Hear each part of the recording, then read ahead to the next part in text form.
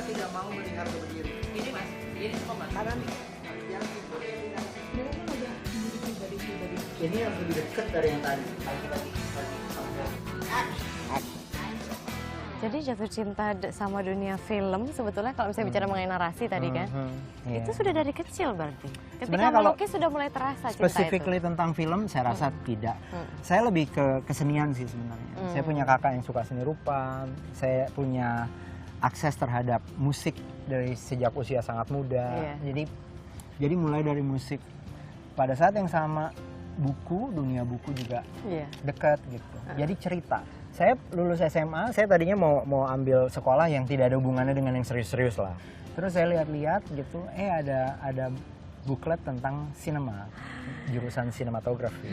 Terus kalau saya lihat, wah gila ini sih sinematografi itu atau film itu ternyata bisa dikatakan hampir kayak arsitektur lah.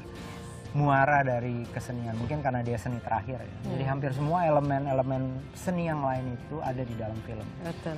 And I think maybe I can do this. Gitu.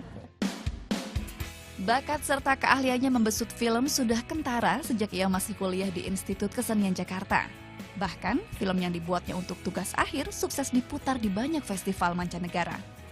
Namanya sebagai sineas kemudian melambung seiring kesuksesan drama musikal anak Petualangan Sherina di awal milenium.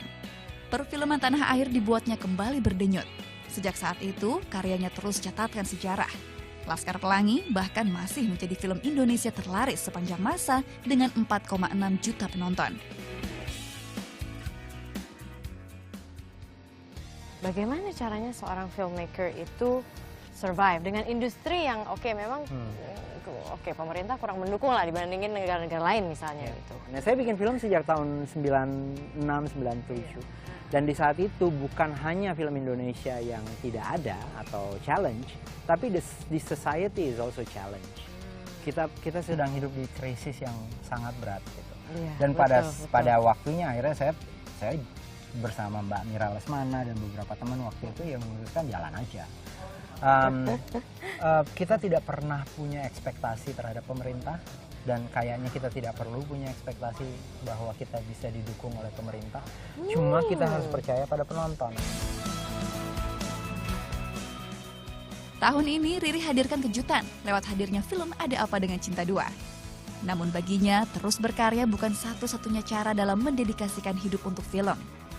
Hasratnya memajukan dunia perfilman tanah air juga disalurkannya dengan memberi beasiswa lokakarya film bagi para sinias muda dari belahan timur Indonesia. Screen Academy. Sekarang kan udah masuk tahun keempat gitu. Nah tujuannya sebetulnya untuk apa bikin Southeast Asia Screen Academy ini? Jadi gini sih, sebenarnya saya percaya bahwa pendidikan itu penting untuk menjadi filmmaker yang baik. Dan itu yang saya selalu lihat kemanapun saya pergi. Setiap filmmaker yang saya kagumi itu pasti melewati sebuah pendidikan. Dan tidak harus formal, tidak harus sekolah film kayak saya gitu. Atau banyak pembuat film, justru informal workshop, interaksi dan pertemuan-pertemuan. Nah kalau di Jakarta banyak ya, di Jogja lumayan, di Bandung lumayan. Kalau di Indonesia Timur itu hampir tidak ada.